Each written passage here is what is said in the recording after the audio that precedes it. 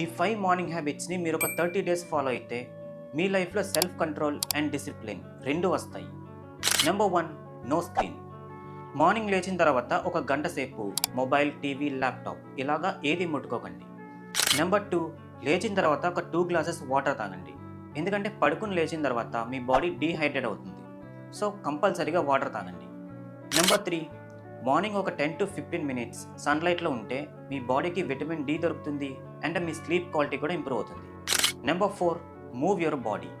ప్రతిరోజు morning walking, stretching ఇలాగా ఏదో ఒక ఎక్సర్సైజ్ చేయండి. దీనివల్ల మీరు డే మొత్తం యాక్టివ్గా ఉంటారు. అండ్ లాస్ట్ నెంబర్ 5, మార్నింగ్ లేచిన తర్వాత చల్లటి వాటర్ తోటి మీ ఫేస్ వాష్ చేసుకోండి.